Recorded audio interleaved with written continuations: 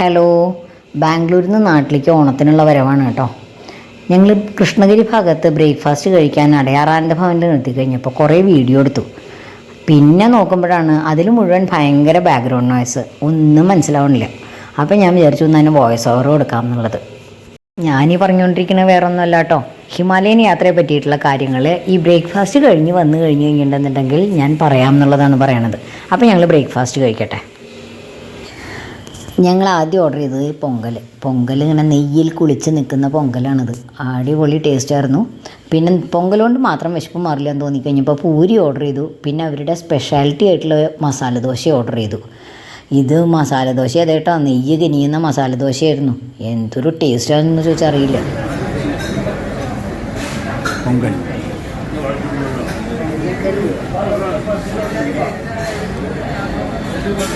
അടിപൊളി. മസാല ദോശ കഴിക്കുമ്പോൾ അതിനുണ്ട്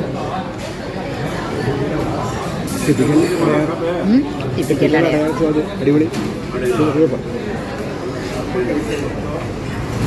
ബ്രേക്ക്ഫാസ്റ്റ് കഴിച്ച് പുറത്തേക്ക് ഇറങ്ങി.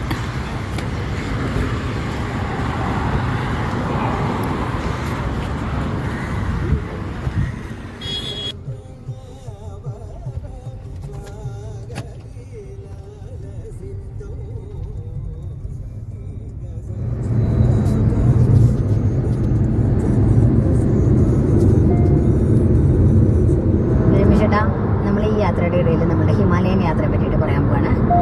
അപ്പോൾ രമേശേട്ടാ പറയൂ, നമ്മൾ എന്തിനൊക്കെ യാത്ര ചെയ്യണം? എന്താവശ്യത്തിനാണ് നമ്മൾ യാത്ര ചെയ്തത് അല്ലെങ്കിൽ ചെയ്യുന്നത്? സാധാരണയായിട്ട് നമ്മൾ യാത്ര ചെയ്യണതിന് യാത്രയെക്കുറിച്ച് പറയുകയാണെങ്കിൽ അതൊക്കെ ഓരോരുത്തരുടെ ഇൻഡിവിജ്വൽ ഇൻട്രസ്റ്റുകളാണ്. ആവശ്യങ്ങൾക്ക് യാത്ര ചെയ്യണവരുണ്ട്, അത്യാവശ്യങ്ങൾക്ക് യാത്ര ചെയ്യണവരുണ്ട്, അനാവശ്യങ്ങൾക്ക് യാത്ര ചെയ്യണവരുണ്ട്. അപ്പോൾ എന്താ പറയുക, ഒരു ചായ കുടിക്കാൻ വേണ്ടി യാത്ര ചെയ്യണത് മുതൽ ബന്ധുക്കളെ കാണാൻ, സ്ഥലങ്ങൾ കാണാൻ, അങ്ങനെ പല കാര്യങ്ങൾക്കുണ്ട്. എൻജോയ്മെന്റ് ആയിട്ട് പോണവരുണ്ട്. നമ്മൾ പല കാര്യങ്ങളൊക്കെ യാത്ര ചെയ്യല് ജോലിയുടെ ആവശ്യത്തിനാണ്. സ്ഥിരമായിട്ട് എല്ലാവരും ഏറ്റവും അധികം യാത്ര ചെയ്യുന്നത് ചിലപ്പോൾ ജോലിയുടെ ആവശ്യത്തിനായിരിക്കും തോന്നുന്നുണ്ട്. നമ്മള് രണ്ടുപേരും ജോലിയുടെ ആവശ്യത്തിന് യാത്ര പോകുന്നുണ്ട്. ഇല്ലത്തേക്ക് പോകുന്നുണ്ട്, അമ്മാതിക്ക് പോകുന്നുണ്ട്, ബന്ധുക്കളെ കാണാൻ പോകുന്നുണ്ട്, ഫ്രണ്ട്സിനെ കാണാൻ പോകുന്നുണ്ട്, ടൂറ് പോകുന്നുണ്ട്. ബാംഗ്ലൂരിൽ നിന്ന് നാട്ടിലേക്ക് നമ്മൾ എത്ര തവണ യാത്ര ചെയ്യുന്നുണ്ട്? വെറുതെ ഒന്നുമില്ല, കുറെ ദിവസം കഴിഞ്ഞിട്ട് എങ്ങനെയെങ്കിലും ഒന്ന് പോകാന്നിട്ട് പോകുന്നുണ്ട്. അതും പോവാറുണ്ട്. അപ്പൊ ഓരോരുത്തരുടെയും യാത്രയുടെ ഉദ്ദേശങ്ങൾ വേറെ വേറെയാണ് ഉണ്ടാവുക. ഓരോ യാത്രയുടെയും ഉദ്ദേശങ്ങൾ വേറെ വേറെയാണ് ഉണ്ടാവുക. പലരും പല കാര്യങ്ങൾക്ക്, പിന്നെ സ്ഥലങ്ങൾ കാണാൻ പോവുക, ടൂറ് പോവുക. ഇപ്പൊ പലർക്കും ഇൻട്രസ്റ്റുകൾ വേറെ വേറെയാണ് ഉണ്ടാവുക. അവിടെ ചെന്ന് കഴിഞ്ഞിട്ട് എല്ലാം എക്സ്പ്ലോർ ചെയ്യുക, എല്ലാ ചെറിയ സ്ഥലങ്ങളിൽ നമ്മളൊരു സ്ഥലത്ത് പോയി കഴിഞ്ഞിട്ടുണ്ടെന്നുണ്ടെങ്കിൽ അങ്ങനെയൊക്കെ ചെയ്യുന്ന ആൾക്കാരുണ്ട്. എന്റെ ഫ്രണ്ട്സ് ഉണ്ട്, വെറുതെ ടൂർ പോയിട്ട് എവിടെയെങ്കിലും ചെല്ലുക, 2 കുപ്പി വാങ്ങിക്കുക, ഫുള്ളായിട്ട് അടിക്കുക, പിന്നെ ദിവസം തിരിച്ചു വരിക, അങ്ങനത്തെ ഒരു ഉണ്ട്. അതെ, അതുകൊണ്ട് നമ്മളിപ്പോ ഒരു റിസോർട്ടിലൊക്കെ പോയിട്ട് പലരും ഉണ്ട്, റിസോർട്ടിൽ പോയിട്ട് താമസിച്ചിട്ട് വെള്ളടിച്ച് തിരിച്ചു പോരുന്ന ആൾക്കാർ. അപ്പോൾ പലരുടെയും യാത്രകൾ പല രീതിയിലും പല തരത്തിലും പല ആവശ്യങ്ങളൊക്കെ ഉള്ളതാണ്. അപ്പൊ നമ്മളുടെ ഈ യാത്ര എന്തായിരുന്നു?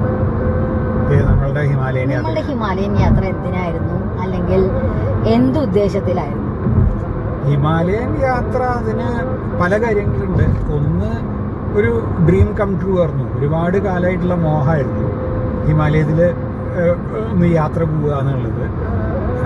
രണ്ടാമത്തെ ഉദ്ദേശം എന്താണെന്ന് വെച്ച് കഴിഞ്ഞാൽ, മെയിനായിട്ടുള്ളത് എന്താണെങ്കിൽ റോയൽ എൻഫീൽഡുകാരുടെ കൂടെ റോയൽ എൻഫീൽഡ് ഓടിച്ച് ഹിമാലയത്തിൽ കൂടെ പോകുക. അതായിരുന്നു മെയിൻ ഇതിൻ്റെയൊക്കെ ഉദ്ദേശം. സ്ഥലം കാണലോ അല്ലെങ്കിൽ ഫോട്ടോ എടുക്കലോ അല്ലെങ്കിൽ അങ്ങനെ യാതൊന്നുമല്ല. റോയൽ എൻഫീൽഡുകാരുടെ കൂടെ റോയൽ എൻഫീൽഡ് ഓടിച്ച് ഹിമാലയത്തിൽ കൂടെ പോകുക എന്നുള്ളത്. അതായത് റോഡുള്ള സ്ഥലങ്ങളുണ്ട്, റോഡ് ഇല്ലാത്ത സ്ഥലങ്ങളുണ്ട്.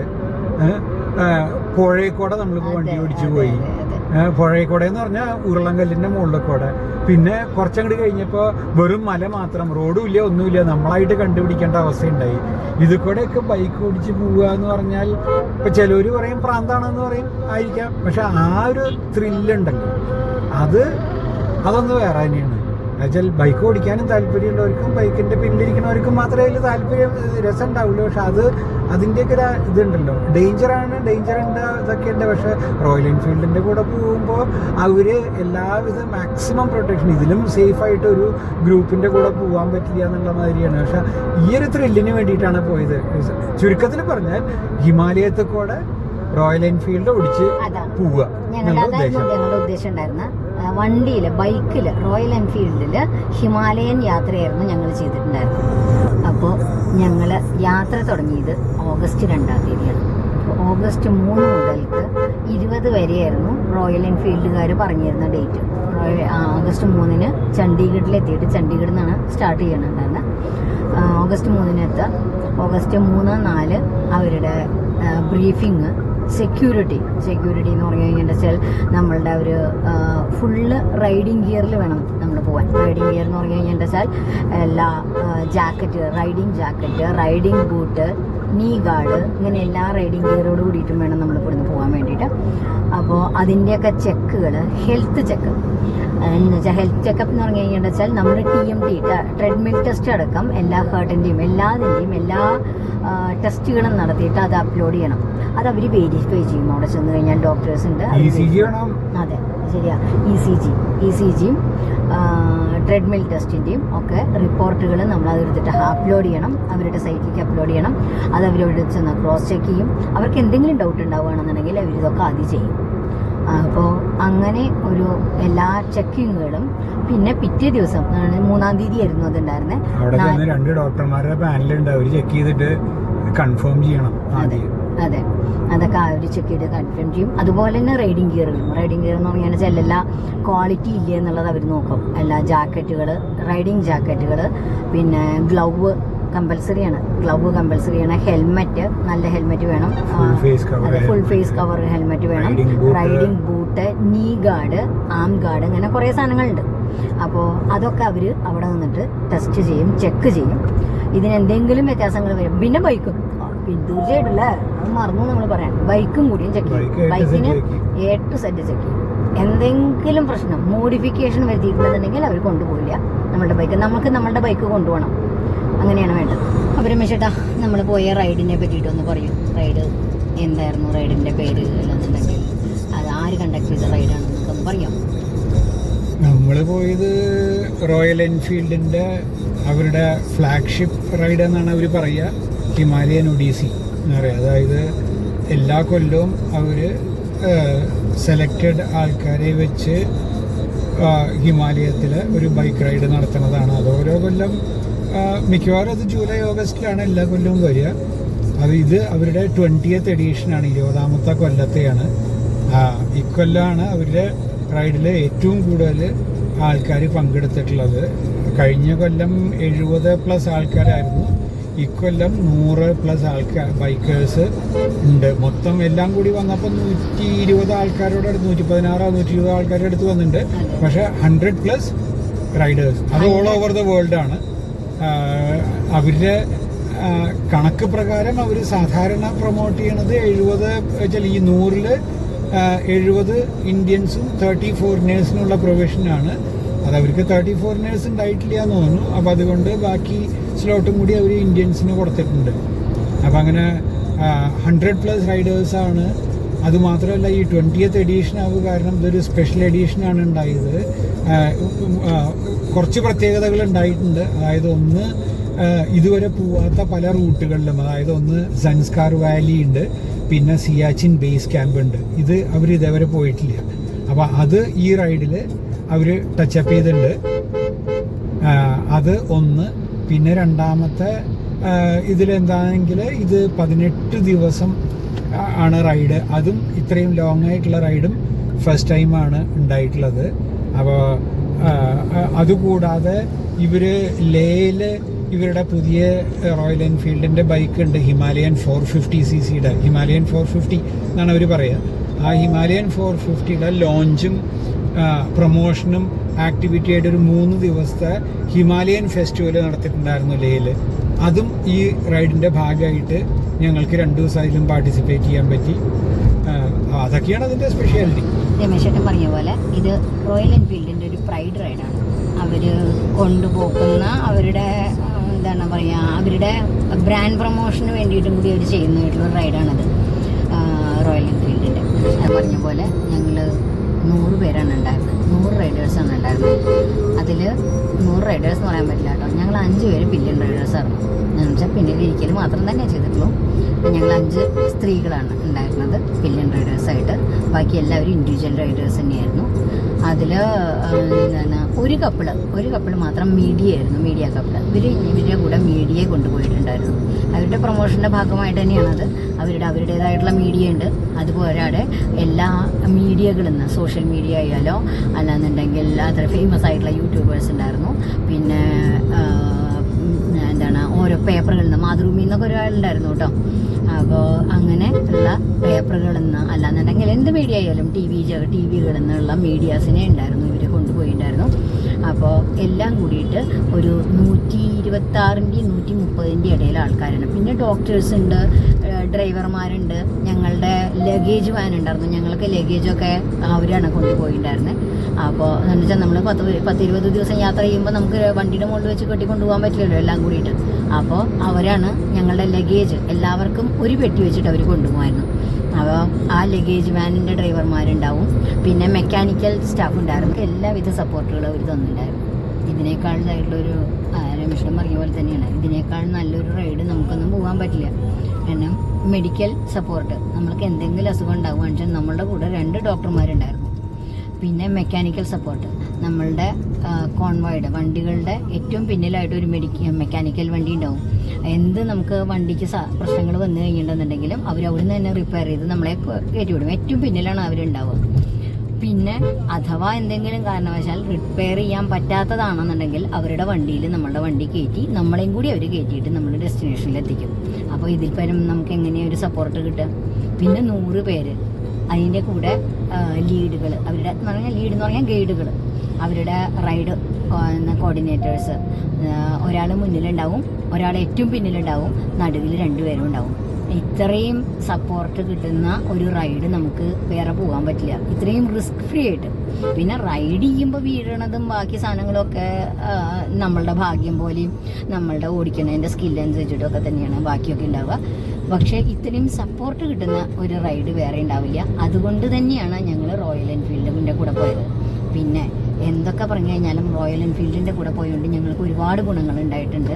പല സ്ഥലങ്ങളിലും പോകാൻ പറ്റി. അതിനെ പറ്റിയിട്ടൊക്കെ നമ്മൾ വീഡിയോയിൽ എന്തായാലും ഞങ്ങൾ പറയുന്നതിനെ പറ്റിയിട്ടൊക്കെ ഞാൻ കാണിച്ചു തരും, പറയും. സാധാരണ ഒരു കോമൺ മാന്, നമ്മൾക്ക് സാധാരണക്കാരന് പോകാൻ പറ്റാത്ത പല സ്ഥലങ്ങളിലും ഞങ്ങൾക്ക് പോകാൻ പറ്റി റോയൽ എൻഫീൽഡിൻ്റെ കൂടെ ആയത് കാരണം. അത് പലരും ഞങ്ങളുടെ അടുത്ത് ചോദിച്ചിട്ടുണ്ടായിരുന്നു, എന്തിനു വേണ്ടിയിട്ടാണ് യാത്ര ചെയ്യുന്നത്. അപ്പോൾ ഒരു സ്ഥലങ്ങളിൽ പോയിട്ട് അവിടുത്തെ ഫോട്ടോ അയക്കും, അത് കണ്ടില്ല, ഈ സ്ഥലം കണ്ടില്ലേ എന്നൊക്കെ ചോദിക്കുമ്പോൾ ഞങ്ങൾ പറയും ഞങ്ങൾ അങ്ങനെ സ്ഥലം കാണാനായിട്ടല്ല പോയത് എന്ന് പറയും. അപ്പോൾ പിന്നെ എന്തിനാ പോയത്, ഇത്രയും ദൂരം വണ്ടി ഓടിച്ച് പോയിട്ട് അവിടുന്ന് ഒന്നും കാണാണ്ട് പോന്നു എന്നൊക്കെ ചോദിച്ചിട്ടുള്ള പല ചോദ്യങ്ങളും ഞങ്ങൾക്ക് കിട്ടിയിട്ടുണ്ട്. ഒരുപാട് പേര് ചോദിച്ചിട്ടുണ്ട്. അതുപോലെ ഹിമാലയത്ത് പോയിട്ട് മഞ്ഞ് തൊട്ടില്ലേ, മഞ്ഞ് കണ്ടില്ലേ എന്നൊക്കെ ചോദിക്കുമ്പോൾ അതിനല്ല ഞങ്ങൾ പോയത്. ഞങ്ങൾ വണ്ടി ഓടിക്കാൻ, ഞങ്ങൾ സത്യം പറയാന്ന് വെച്ചാൽ മഞ്ഞ് പെയ്യരുതേ എന്ന് പ്രാർത്ഥിച്ചുകൊണ്ടിരിക്കുകയായിരുന്നു. കാരണം ഞങ്ങളുടെ റോഡിലൊക്കെ മഞ്ഞ് പെയ്ത് പോയി കഴിഞ്ഞിട്ടുണ്ടെന്നുണ്ടെങ്കിൽ നമുക്ക് വണ്ടി ഓടിക്കാൻ പറ്റില്ല. അപ്പം ഞങ്ങളുടെ ആ ഒരു ട്രിപ്പ് തന്നെ അവിടെ നിർത്തി വയ്ക്കും. അപ്പോൾ നമ്മൾക്ക് അങ്ങനെ ഭയങ്കര ടെൻഷനുകളൊക്കെ ഉണ്ടായിരുന്നു. അയ്യോ മഞ്ഞ് പെയ്തിരുന്നു, ഞങ്ങൾ ഇങ്ങനെയൊക്കെ പോയി കഴിഞ്ഞപ്പോൾ അവിടെ മഞ്ഞൊക്കെ പെയ്യുണ്ടായിരുന്നു.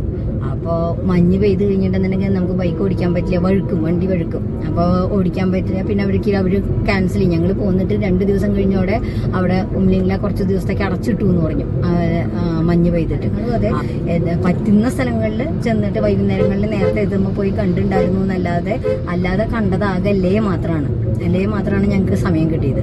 ബാക്കി എവിടെയും പോയിട്ട് ഞങ്ങൾ അങ്ങനെ ഒരുപാട് സ്ഥലങ്ങൾ കാണാൻ പോവേ ഒന്നും ചെയ്തിട്ടില്ല. പിന്നെ കാശ്മീരിൽ ചെന്നിട്ടാണ് ഞങ്ങൾക്ക് സമയം കിട്ടിയത്. അവിടെ ഞങ്ങൾ കാണാൻ പോയിട്ടുണ്ട്. മനാലി പോയിട്ട് പക്ഷെ നമുക്കൊന്നും കാണാനുള്ള സമയമൊന്നും കിട്ടിയിട്ടുണ്ടായിരുന്നില്ല. അപ്പോൾ അതായിരുന്നില്ല യാത്രയുടെ ഉദ്ദേശം ബൈക്ക് റൈഡായിരുന്നു. ഹിമാലയത്തിൽ കൂടി വണ്ടി ഓടിച്ചു പോവുക, ആ ഒരു എക്സ്പീരിയൻസ് ചെയ്യാൻ വേണ്ടിയിട്ട് മാത്രം പോയ ഒരു യാത്രയാണ്. ശരിക്കും അവിടെ നമുക്ക് റിപ്പോർട്ട് ചെയ്യേണ്ടത് ഓഗസ്റ്റ് 3-നായിരുന്നു. പക്ഷെ ഞങ്ങൾ ഓഗസ്റ്റ് 2-ന് തന്നെ ഞാനും രമേശ് രമേശേട്ടനും പോയി. ഞങ്ങൾ അതിൻ്റെ മുന്നേ ഒരാഴ്ച മുന്നേ ഞങ്ങളുടെ ബൈക്ക് പാഴ്സൽ ചെയ്തിട്ട് ചണ്ഡീഗഡിലേക്ക് വിട്ടു. രമേശേട്ടൻ്റെ ഒരു കസിൻ ഉണ്ട് ചണ്ഡീഗഡിൽ താമസിക്കുന്നുണ്ട്. അവരുടെ വീട്ടിലേക്കാണ് ഞങ്ങളുടെ ബൈക്ക് കയറ്റി വിട്ടത്. അതിന് ഞങ്ങൾ എന്നിട്ട് 2-ാം തീയതി അവിടെ ചെന്നിട്ട് ഞങ്ങൾ ആ ബൈക്ക് എടുത്തുവൊക്കെ ചെയ്തു. അപ്പോൾ നമുക്ക് എന്തായാലും 2-ാം തീയതി മുതൽക്കുള്ള നമ്മുടെ യാത്രയെന്ന് നമുക്ക് കാണാം. ആദ്യം ഓഗസ്റ്റ് 2 രാവിലെ 11:30 ചണ്ഡീഗഡിലേക്കുള്ള ഞങ്ങളുടെ വിസ്താര ഫ്ലൈറ്റ്. 8-9 മണിയോടെയൊക്കെ കൂടിയിട്ട് ഞങ്ങൾ എയർപോർട്ടിലെത്തി. ചെക്ക് ഇൻ പ്രോസസ്സും ഒക്കെ കഴിഞ്ഞ് കൃത്യമായിട്ട് തന്നെ ഞങ്ങൾ സമയത്ത് തന്നെ ഫ്ലൈറ്റിൽ കയറി. ഫ്ലൈറ്റ് ഓൺ ടൈം ആയിരുന്നു കേട്ടോ. പിന്നെ അവരുടെ ബ്രീഫിങ്ങും ഒക്കെ കഴിഞ്ഞ് കറക്റ്റ് ടൈമിൽ തന്നെ ഫ്ലൈറ്റ് ഞങ്ങളെയും കൊണ്ട് ഞങ്ങളുടെ സ്വപ്നയാത്രയിലേക്ക് പറന്നു പൊങ്ങി. ഭയങ്കര ഒരു എക്സൈറ്റ്മെൻറ്റ് തന്നെയായിരുന്നു കേട്ടോ, പറയാതെ വയ്യ. ഭയങ്കര എക്സൈറ്റഡ് ആയിരുന്നു ഞങ്ങൾ രണ്ടുപേരും. ഒരു ഇതിന് പോകുന്ന ഒരു എക്സൈറ്റ്മെൻറ്റിൽ തന്നെയായിരുന്നു. പിന്നെ ഫ്ലൈറ്റ് പൊങ്ങിക്കഴിഞ്ഞ് അവരുടെ വൈഫൈ ഉപയോഗിച്ചിട്ട് നമ്മൾ എൻ്റർടൈൻമെൻറ്റിന് വേണ്ടിയിട്ട് വിസ്താര വേൾഡ്, അവരുടെ ഒരു വിസ്താര വേൾഡ് ഉണ്ട്. അതിൽ കുറേ സിനിമകളും പാട്ടുകളും ഒക്കെ കിട്ടും. അതൊക്കെ ഒന്ന് നോക്കി. മലയാളമൊന്നും കാര്യമായിട്ടൊന്നും ഉണ്ടായിരുന്നില്ല. ആകെ എന്താ നാടോടിക്കാറ്റ് സിനിമയായിട്ടാണ് അതിലാകെ ഞങ്ങൾ കണ്ടത്. പിന്നെ അതൊന്നും എടുത്തില്ല. നമ്മളുടെ മൊബൈലിലുള്ള പാട്ടും കേട്ടിരുന്നു. പിന്നെ അവരുടെ ഒരു മാപ്പ് ഉണ്ട്. ആ മാപ്പാണ് ഞാൻ സ്ഥിരമായിട്ട് യൂസ് ചെയ്യുന്ന ഒരു സാധനം. മാപ്പ് എന്ന് പറഞ്ഞാൽ നമുക്ക് ഇനി എത്ര സമയമുണ്ടെന്നും നമ്മൾ ഏകദേശം എത്ര ഹൈറ്റിലാണ് പറക്കണമെന്നുള്ളതും ഒക്കെ അതിൽ കാണാമെന്നുള്ളതുകൊണ്ട് ഞാൻ മാപ്പ് ഓൺ ചെയ്തിടാറുണ്ട്. സാധാരണ വിസ്താരയിലാണ് കയറുന്നത്. അല്ലെങ്കിൽ ഇങ്ങനത്തെ ഫ്ലൈറ്റുകളിലൊക്കെ കയറുമ്പോൾ മാപ്പ് ഓൺ ചെയ്തിടും. മാപ്പിൽ നമുക്ക് കൃത്യമായിട്ട് കാണാം എത്ര സമയമുണ്ട് ഇനി അവിടെ എത്താൻ എന്നുള്ളതൊക്കെ. അത് കാരണം ഞാനത് ഉപയോഗിക്കാറുണ്ട്, ആ മാപ്പിൻ്റെ ഓപ്ഷൻ. വിസ്താര ആയതുകൊണ്ട് ലഞ്ച് അവർ പ്രൊവൈഡ് ചെയ്തിരുന്നു. ഒരു ബണ്ണും പിന്നെ ഒരു റൈസും എന്തോ ഒരു കറിയും പിന്നെ എന്തോ ഒരു സ്വീറ്റും ഒക്കെ കൂടിയിട്ടാണ്. അതൊക്കെ കഴിച്ചു. അപ്പോഴേക്കും 2.5-2.75 മണിക്കൂർ 3 മണിക്കൂറിൻ്റെ അടുത്തായപ്പോഴേക്കും ഞങ്ങൾ ചണ്ഡീഗഡിൻ്റെ ആകാശത്തിലേക്ക് എത്തി. ഏരിയൽ വ്യൂ തന്നെ നിങ്ങൾക്ക് മനസ്സിലാവുണ്ടാവും. ഒരു എയർപ്ലെയിനിൽ നിന്ന് നോക്കി കഴിയുമ്പോൾ തന്നെ നമുക്ക് മനസ്സിലാവും. ഇത് വളരെ പ്ലാൻഡ് ആയിട്ടുള്ളൊരു സിറ്റിയാണ് ചണ്ഡീഗഡ്.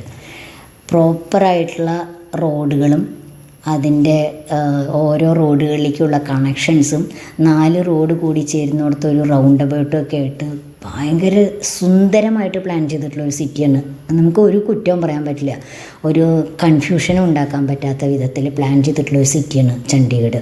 അതിനെ പറ്റിയിട്ട് എൻ്റെ കയ്യിൽ കുറച്ച് വീഡിയോസ് ഉണ്ടെന്ന് വിചാരിക്കുന്നുണ്ട്. ഞാൻ അത് നോക്കിയിട്ട് ഞാൻ എപ്പോഴെങ്കിലും സമയം കിട്ടുമ്പോൾ അതും കൂടി ഒന്ന് വീഡിയോസിൽ ആഡ് ചെയ്യാൻ നോക്കാം. 2.75-3 മണിക്കൂർ പറക്കലിന് ശേഷം ഞങ്ങൾ ഏകദേശം ഉച്ചയ്ക്ക് ഒരു 3 മണിയോട് കൂടിയിട്ടാണ് ചണ്ഡീഗഡിൽ ലാൻഡ് ചെയ്തത്. ചണ്ഡീഗഡ് വളരെ ചെറിയൊരു എയർപോർട്ടാണ് കേട്ടോ. അത് പക്ഷേ ഡിഫൻസുകാരും കൂടി ഉപയോഗിക്കുന്ന ഒരു എയർപോർട്ടാണ്. ഇതിൻ്റെ ഒരു ഭാഗം ഡിഫൻസുകാരും കൂടി ഉപയോഗിക്കുന്നുണ്ട്. കാരണം ഡിഫൻസിൻ്റെയൊക്കെ വിമാനങ്ങൾ അവിടെ നമുക്ക് എയർഫോഴ്സിൻ്റെയും ഒക്കെ വിമാനങ്ങൾ നമുക്ക് അവിടെ കാണാൻ പറ്റും. സൈഡിൽ ഒരു ഭാഗം മുഴുവൻ അവരാണ് യൂസ് ചെയ്യുന്നത്, മറ്റേ ഭാഗം മാത്രമാണ് സിവിലിയൻസിനുള്ളത്. ചെറിയ വിമാനത്താവളമായതുകൊണ്ട് നടന്നിട്ടൊക്കെയാണ് ഞങ്ങൾ പുറത്തേക്ക് കടന്ന് നമ്മളത് സാധനങ്ങളൊക്കെ പോയിട്ട് ഞങ്ങളുടെ ലഗേജൊക്കെ പോയിട്ട് കളക്ട് ചെയ്തിട്ട് അതൊരു ചെറിയ ആകെ ഒരു 2-3 ബെൽറ്റോ ഒറ്റ അവിടെ ഉള്ളൂ എന്ന് തോന്നുന്നുണ്ട്. ബെൽറ്റ് 4 വരെ ഒറ്റയാണ് ഉള്ളതെന്ന് തോന്നുന്നുണ്ട്. ഞങ്ങളുടെ ലഗേജുകളൊക്കെ കളക്ട് ചെയ്തിട്ട് ഞങ്ങളൊരു ടാക്സി എടുത്ത് ഞങ്ങൾ താമസിക്കുന്ന സ്ഥലത്ത് പോയി. ചണ്ഡീഗഡ് എന്ന് പറഞ്ഞാൽ വളരെ ചെറിയൊരു സ്ഥലമാണ്. അത് കാരണം പഞ്ചാബിലേക്ക് കടന്നു. ചണ്ഡീഗഡിൽ നിന്ന് ഞങ്ങൾ മാറിയിട്ട് പഞ്ചാബിലേക്ക് കടന്നിട്ടാണ് ഞങ്ങളുടെ ഒരു ഹോട്ടലുണ്ടായിരുന്നത്. ചെറിയൊരു ഹോട്ടലിലാണ് ഞങ്ങൾ താമസിച്ചത്. അപ്പോൾ പോകുന്ന വഴിയുള്ള കുറച്ച് വീഡിയോസ് എടുത്തു എന്ന് മാത്രം. ഭയങ്കര അതിൻ്റെ പ്രോപ്പർലി ഉള്ള ഒരു സിറ്റി പ്ലാൻ കണ്ടിട്ട് എടുത്തു പോയിട്ടുള്ള വീഡിയോസാണ്. കുറച്ച് എൻ്റെ കയ്യിൽ വേറെ ഉണ്ട്, നോക്കിയിട്ട് ഞാൻ വേറൊരു വീഡിയോ ഇതിനെ പറ്റിയിട്ട് എന്തായാലും ചണ്ഡീഗഡിനെ പറ്റിയിട്ട് ചെയ്യുന്നതായിരിക്കും. അപ്പോൾ കുറേ നല്ലൊരു സിറ്റിയുടെ പ്ലാനിങ് ഇതിങ്ങനെ നമുക്ക് സൈഡുകളിലുള്ള റോഡുകളും ഒക്കെ കൂടിയിട്ട് മനസ്സിലാവുമെന്നാണ് എനിക്ക് തോന്നുന്നത്. ഞങ്ങൾ ടാക്സിയിൽ പോകണം. അത് കഴിഞ്ഞ് ഞങ്ങൾ അവിടെ നിന്ന് ചെക്ക് ഇൻ ചെയ്ത് കഴിഞ്ഞിട്ട് വൈകുന്നേരം ഞങ്ങൾ വീണ്ടും ടാക്സി എടുത്ത് പുറത്തിറങ്ങിയതാണ് ഈ ഒരു വീഡിയോ കാണുന്നത്. ഞങ്ങൾ പോയത് രമേശേട്ടൻ്റെ കസിൻ്റെ വീട്ടിലേക്കാണ് ഞങ്ങളിവിടെ നിന്ന് പോയത്. അവിടെയാണല്ലോ ഞങ്ങളുടെ വണ്ടി ഇരിക്കുന്നത്. അപ്പോൾ ആദ്യത്തെ പരിപാടി വണ്ടി കളക്ട് ചെയ്തത് തന്നെയായിരുന്നു. അപ്പോൾ ഇതാണ് അവരുടെ വീട്. ഇതൊരു ഗവൺമെൻറ് ക്വാർട്ടേഴ്സാണ്. ഗവൺമെൻറ് ക്വാർട്ടേഴ്സിലാണ് ഇവർ താമസിക്കുന്നത്. തൊട്ടപ്പുറത്തൊക്കെ താമസിക്കുന്ന IASകാരൊക്കെയാണ് കേട്ടോ. അവരുടെ റാങ്കിനനുസരിച്ചിട്ടാണ് ഇവരുടെ ക്വാർട്ടേഴ്സുകൾ കിട്ടുക, ഏരിയയും ക്വാർട്ടേഴ്സും ഒക്കെ കിട്ടുന്നത്. അതിലുപരി എന്ത് രസമായിട്ട് അവർ ആ വീട് വെച്ചിട്ടുള്ളതെന്ന് പറയാം. നല്ല ഭംഗിയായിട്ട് വെച്ചിട്ടുള്ള ഒരു വീടാണ്. നല്ല രസമായിട്ട് ഇൻറ്റീരിയർ ചെയ്തിട്ടുള്ള, അത് ഇവർ തന്നെ ചെയ്തിട്ടുള്ളതാണ്. അല്ലാതെ ഒരുപാട് ഫ്ലാഷി ലൈറ്റുകൾ കൊണ്ടോ ഒന്നും ഉള്ളതല്ല. ഇവർ നല്ല ഭംഗിയായിട്ട് അറേഞ്ച് ചെയ്ത് വെച്ചിട്ടുള്ളതാണ്. ഏട്ടൻ ഒരു ആർട്ടിസ്റ്റാണ്. പാർവതി വൈഫ് പാർവതി ആർട്ടിസ്റ്റ് എന്ന് പറഞ്ഞാൽ നല്ല ആർട്ടിസ്റ്റിക് സെൻസ് ഉള്ള ഒരാളാണ്. അറ്റ്ലീസ്റ്റ് ആർട്ടിസ്റ്റ് എന്ന് പറയുന്നത് വെച്ചാൽ അങ്ങനെയാണോ എന്ന് ചോദിച്ചു കഴിഞ്ഞാൽ അല്ലെങ്കിലും ആളൊരു സോഫ്റ്റ്വെയർ എഞ്ചിനീയറാണ്. പക്ഷേ രസമായിട്ട് നല്ല ഭംഗിയായിട്ട് വീട് വെച്ച് കണ്ടു. അപ്പോൾ ഏട്ടൻ്റെ ആർട്ടുകളാണ് കാണുന്നത്. പക്ഷെ നമുക്കതൊന്നും എടുത്ത് കാണിക്കുന്നില്ല, കാരണം ആൾ വിൽക്കാൻ വേണ്ടിയിട്ട് വെച്ചിട്ടുള്ളതാണത്. ഞാൻ അതിനെ പറ്റിയിട്ടൊന്നും കാണിക്കുന്നും പറയുന്നൊന്നുമില്ല. അത് കഴിഞ്ഞ് പിന്നെ രമേശ് ഏട്ടൻ വണ്ടിയുടെ അടുത്തേക്ക് പോയി. വണ്ടി നമ്മുടെ കെട്ടിപ്പൊതിങ്ങി അവിടെ കൊണ്ടുവന്ന് വെച്ചിട്ടുണ്ട്. പാഴ്സലുകാർ സേഫ് എക്സസിലാണ് ഞങ്ങൾ വിട്ടിട്ടുണ്ടായിരുന്നത്. അപ്പോൾ അതവിടെ വന്നിട്ടുണ്ട്. അപ്പോൾ ഇതൊക്കെ ആൾ ഇതൊക്കെ അഴിക്കുകയാണ്. വണ്ടി കൈ കിട്ടിയത് തന്നെ രമേശ് ഏട്ടന് ഭയങ്കര സന്തോഷമായി. പിന്നെ ആളതൊക്കെ ഒന്ന് സ്റ്റാർട്ട് ചെയ്ത് കഴിഞ്ഞപ്പോൾ തന്നെ അതിൻ്റെ കുടുകൂടാ ശബ്ദം കേട്ട് കഴിഞ്ഞപ്പോൾ തന്നെ ആൾ ത്രിൽഡായി. അപ്പോൾ എന്തായാലും അവർക്കൊരു ബാക്ക് യാർഡൊക്കെ ഉണ്ട്, മുറ്റം പിൻഭാഗത്ത്. അത് നല്ല രസമായിട്ട് ചെടികളൊക്കെ വെച്ചിട്ടുണ്ട്. ഇവർ വണ്ടിയൊക്കെ ഇങ്ങോട്ട് കയറ്റിയിടുമെന്ന് പറഞ്ഞു രാത്രി ആയി കഴിഞ്ഞിട്ടുണ്ടെന്നുണ്ടെങ്കിൽ. അത് കഴിഞ്ഞ് ഞങ്ങൾ അവരുടെ കൂടെ ഭക്ഷണം കഴിക്കാൻ പുറത്ത് പോയി. പാർവതി ഇവിടെ ഉണ്ടായിരുന്നില്ല, ഏട്ടൻ്റെ വൈഫ് പാർവതി ഇവിടെ ഉണ്ടായിരുന്നില്ല. പാർവതി പിന്നെയാണ് ഞങ്ങൾ കണ്ടുള്ളൂ. ആൾ വേറൊരു ആവശ്യത്തിന് വേണ്ടിയിട്ട് പുറത്ത് പോയിരിക്കുകയായിരുന്നു. അപ്പോൾ ഞങ്ങളെല്ലാവരും കൂടി ഭക്ഷണം കഴിക്കാൻ പോയി. ഇതവിടുത്തെ ഒരു ഷോപ്പിംഗ് കോംപ്ലക്സുകളാണ്. എല്ലാ റോഡിനോട് ചേർന്നിട്ടും ഇങ്ങനെ ഷോപ്പിംഗ് കോംപ്ലക്സുകൾ ഉണ്ടായിരിക്കും. അവിടെ ഇഷ്ടംപോലെ പാർക്കിംഗ് ഉണ്ടായിരിക്കും. വേറൊരു സ്ഥലത്ത് നമ്മൾക്ക് വണ്ടി പാർക്ക് ചെയ്യാനൊന്നും പാടില്ല, അപ്പോൾ കിട്ടും ഫൈൻ, വേറെ ഒന്നുമില്ല. അപ്പോൾ അതൊക്കെ ഞങ്ങൾ അവിടെ ചെന്ന ഉടനെ തന്നെ അവിടെ എല്ലാവരും ഞങ്ങളുടെ അടുത്ത് പറഞ്ഞിട്ടുണ്ടായിരുന്നു വണ്ടി റോഡ് സൈഡിലോ അങ്ങനെയൊന്നും പാർക്ക് ചെയ്യാൻ പാടില്ല എന്നുള്ളത്. അതിനൊക്കെ പ്രോപ്പറായിട്ടുള്ള ഏരിയയിൽ തന്നെ കൊണ്ട് പാർക്ക് ചെയ്യണം. അപ്പോൾ ഓരോ സെക്ടറായിട്ടാണ് അവിടെ. ഓരോ സെക്ടറുകളിലും ഇതേപോലെ ഷോപ്പിംഗ് കോംപ്ലക്സുകളും അതിലെല്ലാ തരം കടകളും അവിടെ പാർക്കിങ്ങും ഉണ്ട്. അപ്പോൾ ഞങ്ങൾ അങ്ങനെ ഒരു ഏരിയയിലാണ് പോയിട്ട് ഭക്ഷണം കഴിക്കാൻ പോയത്.